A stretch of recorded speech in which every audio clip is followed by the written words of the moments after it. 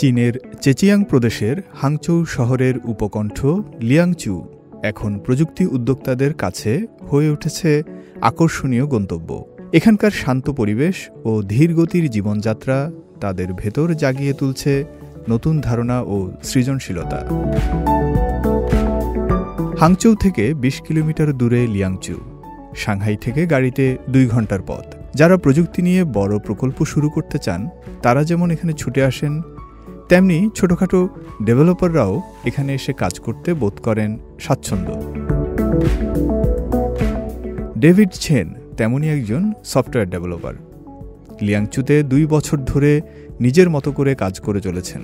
তৈরি করেছেন একটি ভিডিও গেম এবং দেখভাল করছেন কিছু ওয়েব টুলসের। পেশাদার কোডার নন বলে এ কাজে ডেভিড ব্যবহার করেছেন এআই নিজেই প্রয়োজনীয় ডকুমেন্ট খুঁজে আনে এবং আমাকে প্রজেক্টের প্রস্তাব দেয়। তারপর কোড লেখা শুরু করি। যদি ত্রুটি না থাকে তাহলে সেই ফাংশন কাজ করে। আগে একটি ইন্টারনেট কোম্পানিতে কাজ করতেন ডেভিড ছেন। একের পর এক মিটিং, কাজের চাপ এবং দ্রুত ফলাফল দেওয়ার তাগিদ এসব তার সৃজনশীল চিন্তা কমিয়ে দিত। তিনি মনে করেন বেশি চাপে থাকলে সৃজনশীল ধারণা তৈরি হয় না। যখন মানুষ প্রচুর চাপের মধ্যে থাকে তখন সে শুধু দৌড়াতে পারে, অনুসন্ধান বা নতুন ধারণা খুঁজে বের করতে পারে না। জীবনকে বুঝে, অনুভব করে, অভিজ্ঞতা নিয়ে এগোলে তবেই নতুন সুযোগ দেখা দেয়। লিয়াংচুর স্নিগ্ধ প্রকৃতি ও শান্ত জীবনযাত্রা অনেক তরুণ প্রোগ্রামার ও উদ্যোক্তাকে টেনে এনেছে। তারা নিজেদের টেক গ্রামবাসী বলেই পরিচয় দেয়। অ্যালেন ওয়াং গ্রো পাল নামে একটি ফিটনেস ট্র্যাকিং অ্যাপের ডিজাইনার।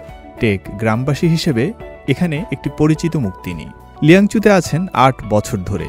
প্রতিদিন সকালে দৌড়াতে গিয়েই অ্যাপ তৈরির অনুপ্রেরণা পান তিনি। প্রথম দিন থেকেই চেয়েছিলাম আমাদের কোম্পানি হবে রিমোট ফার্স্ট, যাতে সময়ের বড় অংশ সৃজনশীলতা আর জীবনের জন্য অন্য কাজে ব্যয় করা যায়। ওয়াংয়ের বানানো অ্যাপটির ব্যবহারকারী এখন ৪০ লাখেরও বেশি। অনলাইন স্টোরগুলোর স্বাস্থ্য বিষয়ক অ্যাপ তালিকায় শীর্ষে রয়েছে এটি। যদি ৮ বছর আগে এখানে না আসতাম, হয়তো আজ যা করছি তা করতাম না। এখানে মানুষ, পরিবেশ এবং যে কমিউনিটি পেয়েছি সেটা আমার কাজের দর্শন বদলে দিয়েছে। লিয়াংচু বেশ শান্ত, আর যখন আপনি শান্ত হবেন তখন সৃজনশীলতা স্বাভাবিকভাবেই আসবে। সাম্প্রতিক বছরগুলোয় লিয়াংচু চীনের ইন্টারনেট ও এআই উদ্যোক্তাদের মিলনস্থল হয়ে উঠেছে। অনেক প্রতিষ্ঠাতা ও প্রযুক্তিকর্মী এখানে এসে মিলিত হন, কথা বলেন, ভাগ করেন যার যার অভিজ্ঞতা। ফয়সাল আব্দুল্লাহ, সিএমজি বাংলা।